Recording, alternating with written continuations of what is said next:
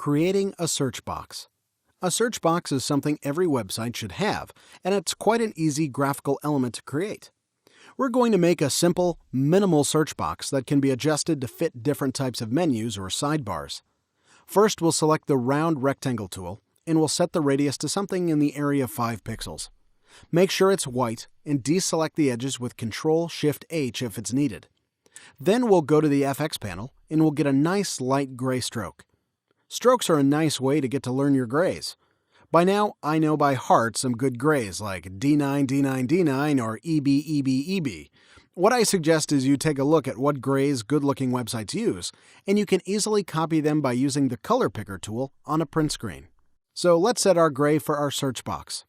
Again, the size is 1 pixel, and the stroke is on the outside. Now we can add the slightest white to gray gradient, just to give it a bit of an edge.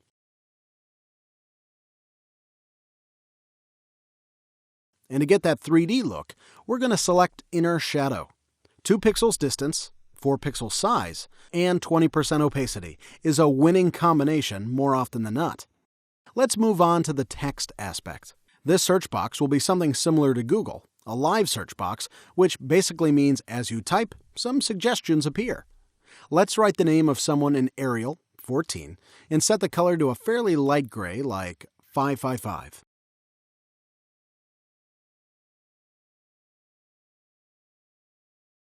Then select the first couple of letters, make them bold, and change the color to black. Now it's starting to look good. Let's go to iconfinder.com and look for a loading icon. Download it by pressing the PNG text, and you'll have it in your download folder.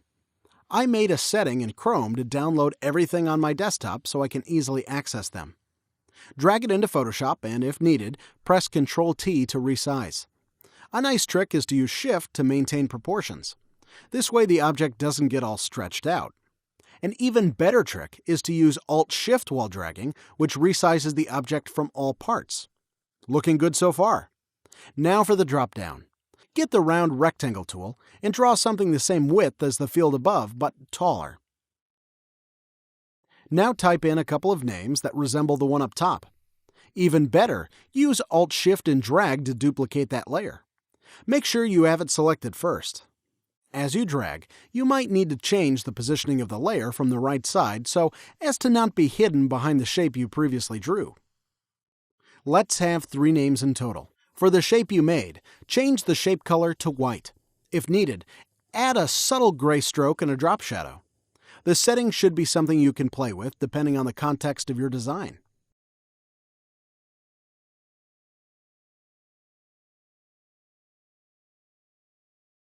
Now to finish it off, let's add a couple of lines to separate each name.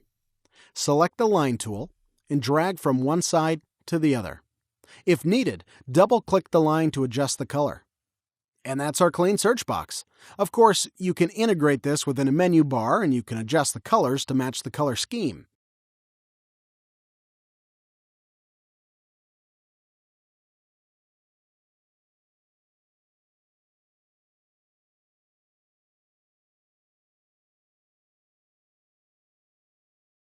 Another great thing is that you can right-click the field, select Copy Layer Styles, create a more rounded shape, right-click that, and select Paste Layer Style.